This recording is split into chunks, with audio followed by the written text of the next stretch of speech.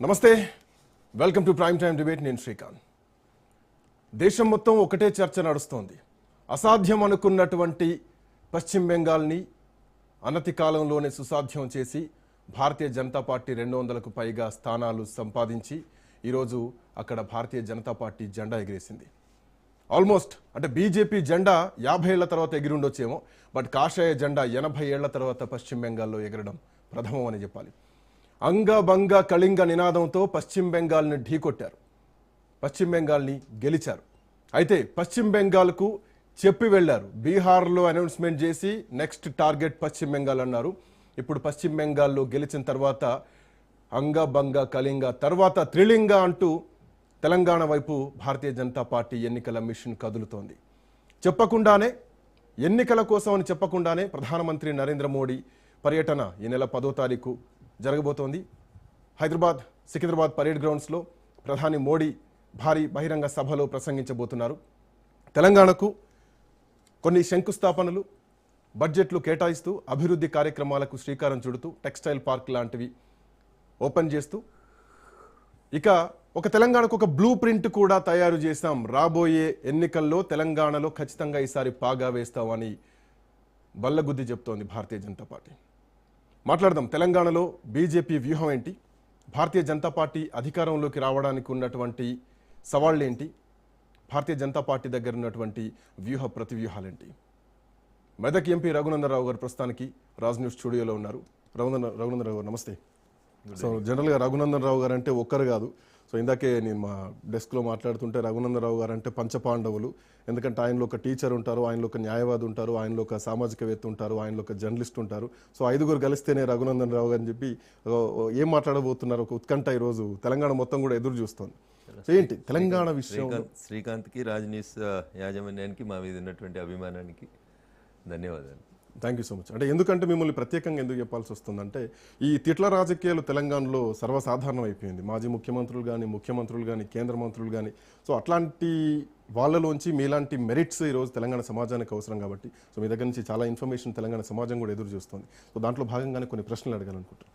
ఏంటి తెలంగాణ మీద భారతీయ జనతా పార్టీ వ్యూహం ఏంటి? ఒక బ్లూ ప్రింట్ ఏదో సిద్ధం చేసింది ఎన్నికలకి ఈసారి భారతీయ జనతా పార్టీ గెలవడానికి అన్న ఒక మెసేజ్ లీక్స్ వస్తున్నాయి. ఏంటి వ్యూహం ఏంటి?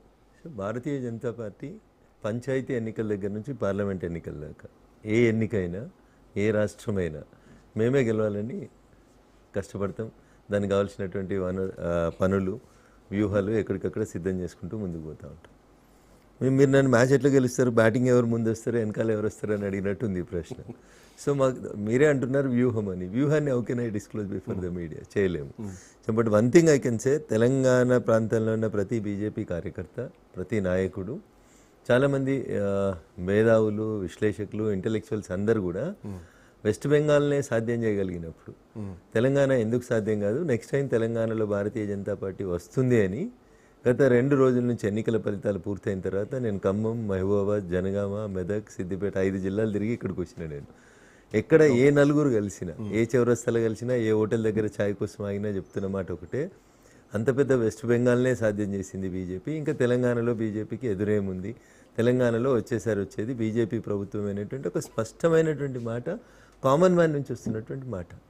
సో దాన్ని ఎట్లా ఒడిసి పట్టుకోవాలి, దాన్ని ఓట్ల రూపంలోకి ఎట్లా మలుచుకోవాలి, అధికారంలోకి ఎట్లా రావాలని దానికోసం మాకు ప్రపంచం ఇచ్చిన నాయకుడు గౌరవనీయులు నరేంద్ర మోడీ గారు ఉన్నారు, అమిత్ షా గారు ఉన్నారు. వారి మార్గదర్శనంలో ఎన్నికలు చాలా దూరం ఉన్నాయి. ఇంకా హాఫ్ ఆఫ్ ద టెన్యూర్ కూడా కంప్లీట్ కాలేదు. కాబట్టి ఈ రాష్ట్ర ప్రభుత్వాన్ని ఎన్నికలు వచ్చినప్పుడు ఖచ్చితంగా ప్రత్యేకమైనటువంటి వ్యూహంతో ఈ రాష్ట్రంలో, ఎందుకంటే 1980లో భారతీయ జనతా పార్టీ పుట్టినప్పుడు దేశంలో 2 ఎంపీలు గెలిస్తే, ఒక ఎంపీ గుజరాత్ నుంచి గెలిచినారు, ఇంకొక ఎంపీ తెలంగాణ ప్రాంతం, అప్పటి ఉమ్మడి ఆంధ్రప్రదేశ్లో హన్మకొండ తెలంగాణ ప్రాంతం నుంచి గెలిచినారు కీర్తిశేషులు జంగారెడ్డి గారు 1980 పార్టీ పుట్టిన ఫస్ట్ ఇయర్.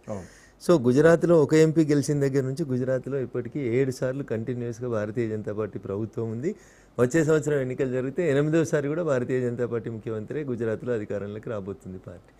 సో అట్లాంటప్పుడు మరి తెలంగాణలో ఎందుకు రావద్దు మనమని ఈసారి ప్రతి కార్యకర్త ఔరేక్ దక్కా తెలంగాణ పక్కా అని తెలంగాణ ఉద్యమం చేసినప్పుడు అందరం కలిసి ఎట్లయితే ఒక దక్కా ఇచ్చి తెలంగాణ తెచ్చుకున్నాము, అట్లే ఈసారి భారతీయ జనతా పార్టీ, దానికి అనుబంధంగా పనిచేసేటువంటి సంస్థలు, న్యూట్రల్గా ఉన్న ప్రజలందరూ కూడా, కాంగ్రెస్ని 40 ఏళ్ళు చూసినాం, తెలుగుదేశంని 20 ఏళ్ళు చూసినాం, టీఆర్ఎస్ని 10 ఏళ్ళు చూసినాం, ఒక అవకాశం భారతీయ జనతా పార్టీకి ఇద్దామనేటువంటి ఆలోచన ఇంటలెక్చువల్స్లో న్యూట్రల్స్లో అందరి లోపల వస్తుంది. కామన్ మ్యాన్ కూడా బట్ పశ్చిమ బెంగాల్లో మీకు 15 సంవత్సరాలు మహా అయితే మోస్ట్లీ హార్డ్లీ ఈ ప్రతిపక్షం నుంచి వచ్చినప్పటి నుంచి చూస్తే 6-7 సంవత్సరాల్లోనే మీకు అధికారంలోకి రావడానికి ఇందాక మీరు హనుమకొండ